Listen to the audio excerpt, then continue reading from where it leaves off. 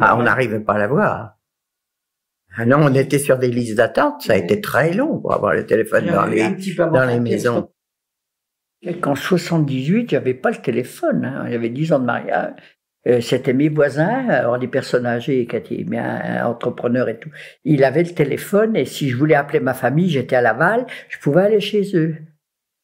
Mais nous, on n'avait pas le téléphone, tout le monde ne l'avait pas. Hein. Parce que moi, du temps où j'ai quitté, où j'avais 18 ans, mais j'avais pas de téléphone, on n'avait pas de téléphone. Moi, je me souviens avoir attendu le docteur pour une voisine dans ma voiture, parce que c'était la nuit, il savait pas où était l'habitation, avoir attendu dans la rue, dans ma voiture, pour faire des appels de fin au docteur qui allait venir chez ma voisine.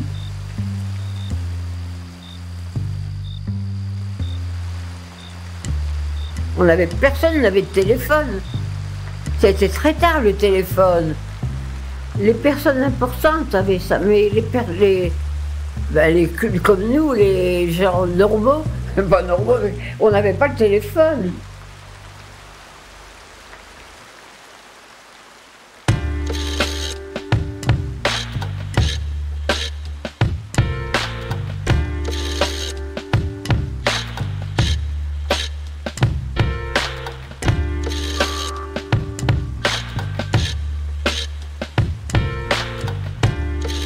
Ça a beaucoup changé la vie, hein, le téléphone. Mais c'est très tard, hein, parce que moi je ne me rappelle pas avoir eu un téléphone personnel avant de partir en Afrique, mais en revenant. Tard. Mon fils est né en 71 et on habitait Perpignan, on n'avait pas de téléphone. J'avais pas de téléphone. Et on travaillait à 2 pour ça. Voilà, les assureurs et tout ça avaient le téléphone avant. Moi j'avais un beau-frère qui était directeur d'agence d'assurance à Bricbec, il avait les téléphones, eux. Hein. Il avait bien avant nous.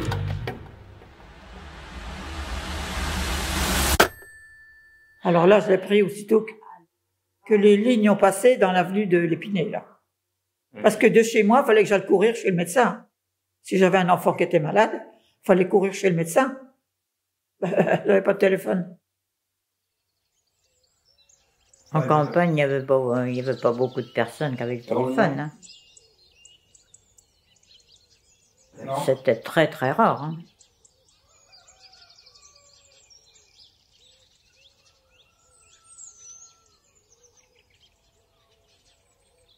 Mais le téléphone, c'est pareil, c'est un événement. Alors, au début, j'avais pas le téléphone non plus. Hein. On n'avait pas le téléphone. Hein. Bon, c'était un événement pour s'en servir déjà, pour pouvoir téléphoner, parce qu'il y avait un téléphone il y avait un téléphone pour la commune.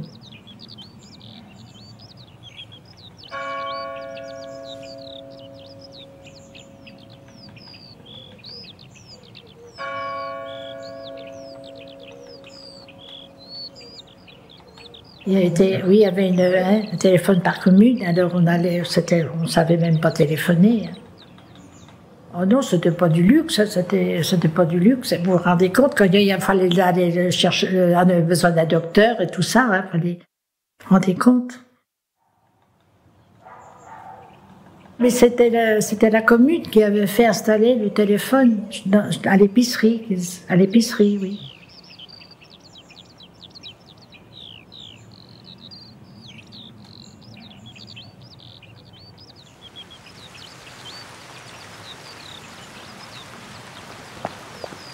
Oui, moi, parce que mes parents ont pris un commerce, une épicerie, café, épicerie.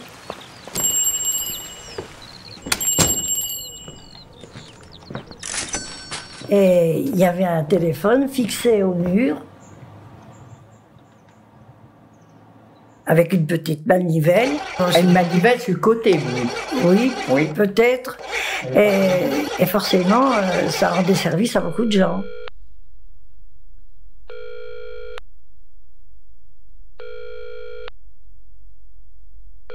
Alors, il vient puis demander s'il pouvait téléphoner. Oui, bien sûr.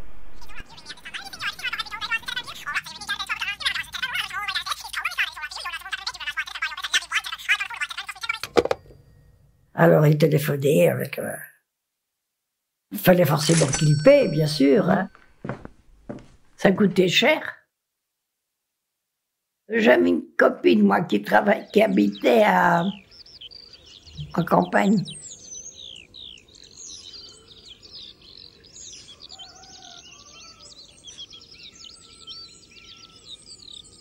Et puis, il y avait un téléphone qui servait. Et il y en avait qui avaient trouvé qu'avec des pièces de 2 francs, on pouvait appeler partout. Eh ben, j'y allais, je prenais le bus pour aller. Et je téléphonais à ma mère à Paris avec des pièces de 2 francs. Et puis ils se sont aperçus que ça dépassait, et se sont aperçus qu'il y en a qui en profitaient, alors ils l'ont enlevé. Autrement, je faisais à ma mère, bon, reste pas trop longtemps, parce que des pièces de 20 centimes, hein, on les mettait de côté. Ben nous, c'était une petite épicerie qui avait un téléphone, alors tout le monde allait à l'épicière pour téléphoner.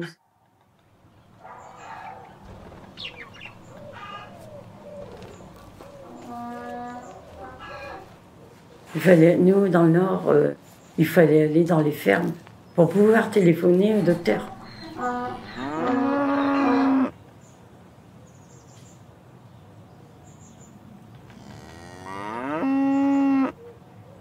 Oui, parce que les fermes, ils avaient des téléphones.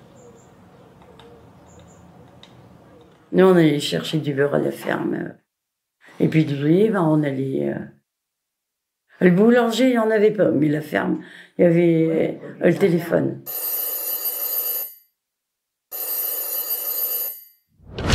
Moi, c'est ce que je faisais à Octeville. Au début, je n'avais pas le téléphone. Mon voisin, ma femme, elle me téléphonait de chez le voisin. Non, puis on les connaissait bien, en plus, il ne fallait pas aller chez n'importe qui. Et puis, on tombait sur une dame du téléphone pour joindre les fiches, hein, donc relier telle personne à telle autre. Bon, moi, j'ai pas connu ça, mais j'ai vu ça dans les films. On tournait la manivelle,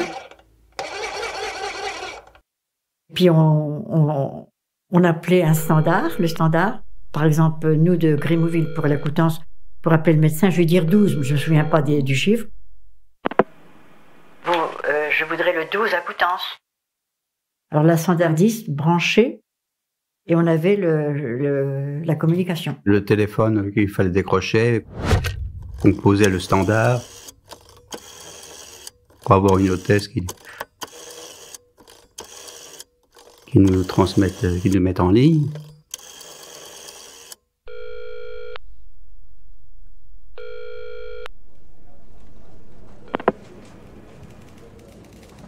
Oui, mais c'était les anciennes communications téléphoniques avec les fiches. On faisait, on reliait les 2 personnes.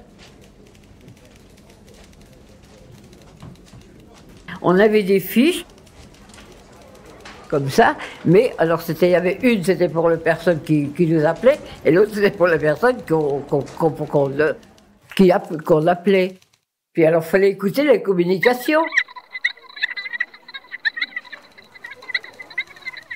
On avait tout ce qu'il fallait, mais vous pouvez pas écouter 50 communications ensemble. On avait les écouteurs sur les oreilles, et puis on avait les fiches qu'on mettait, et puis alors, il fallait couper. mais on avait beaucoup de communication. Il fallait couper à la minute près où les gens arrêtaient de se causer. Ouais. Sinon, on avait des PV. Un mois après, vous envoyez un PV. Comment se fait-il que cette communication-là ait été coupée 2 secondes après? On ne se rappelle pas, on en a tellement fait.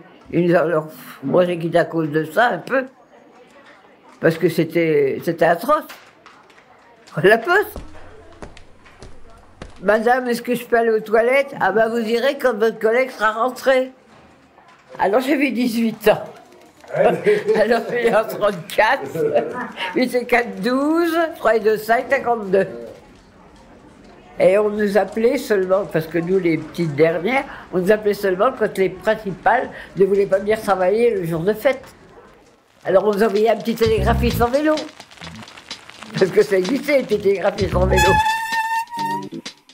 Et vous, pour cette télégramme, vous êtes prié d'être à 2h ou 14h à la poste de Cherbourg pour tel service.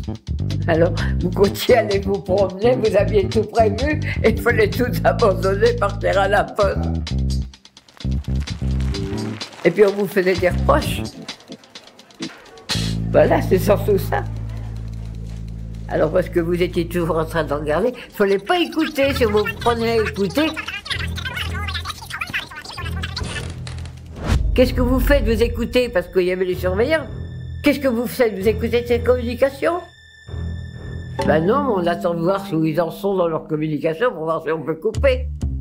Et puis si vous ne coupiez pas assez vite, eh ben, un mois après, vous aviez une lettre de la direction de...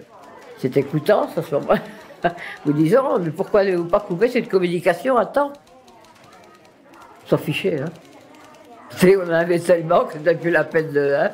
On répondait, mais qu'on ne se souvenait plus, puis c'est tout, hein. Que voulez-vous? Il y avait tout un grand bureau au premier étage de la poste de Cherbourg. Il y avait tout un grand qui était pris par les communications téléphoniques. On était beaucoup de standardistes quand même. Hein. De tout, personnel, ou bon, pour les gros, aussi pour les industriels. Ben, je pense qu'ils n'avaient pas non plus de communication ailleurs que là. Hein. Il n'y avait que ça à ce moment-là. Au milieu des années 70, seul un Français sur 7 est équipé d'un téléphone. Et c'est Valéry Giscard d'Estaing qui accélérera son déploiement. En 1975, il déclare que le redressement de la situation du téléphone est une priorité nationale.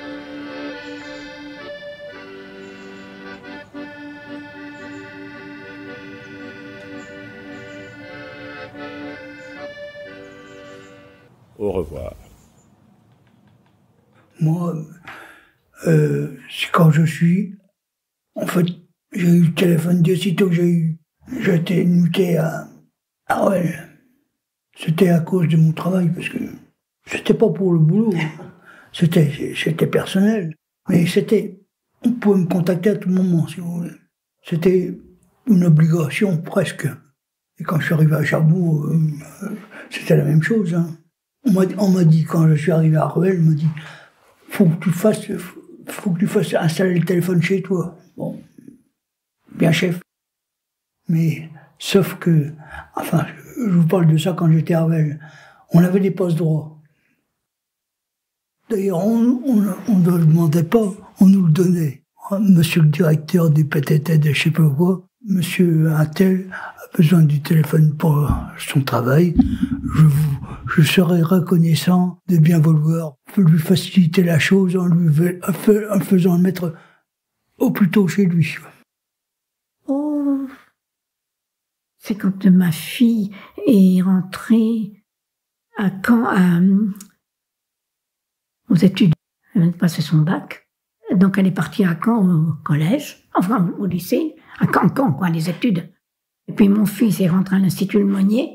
Donc mon mari, avec ses bénéfices qu'il avait fait, il m'a dit, je te paie le téléphone. Et donc, il n'y avait que nous qui avions le téléphone. Alors les voisins venaient téléphoner à la maison. Et comme mon père et ma mère, ben, ils venaient. Et mon père avait dit, moi, je répondrai pas au téléphone, moi. Et en définitive, quand il avait sonné un jour, eh ben, il avait quand même répondu. Il l'avait jamais fait. Il n'en avait jamais eu. C'était les premiers téléphones. Hein. Qu'est-ce qu'on s'était moqué de lui, justement, qui voulait pas répondre. Et nous, justement, moi, Marie avait voulu qu'on ait le téléphone parce que nos 2 enfants étaient partis aux études à Caen. Et donc, il avait dit comme ça, on pourra avoir de leurs nouvelles. Il m'avait payé ça aussi, il m'avait dit, bon, ben, t'en as besoin, hein, puisque je peux, allez. Ben moi, je l'ai acheté en 1970, le téléphone, parce que nous habitions très loin et on n'avait pas de voiture. Alors, j'ai dit à mon mari, on va prendre le téléphone. Mais on téléphonait pas souvent, parce que c'est que ça coûtait cher. Hein. Ça coûtait cher. Hein. Mais je vous assure que ça a changé notre vie. On avait la voiture, qu'on n'avait pas vraiment le téléphone, nous, vous voyez.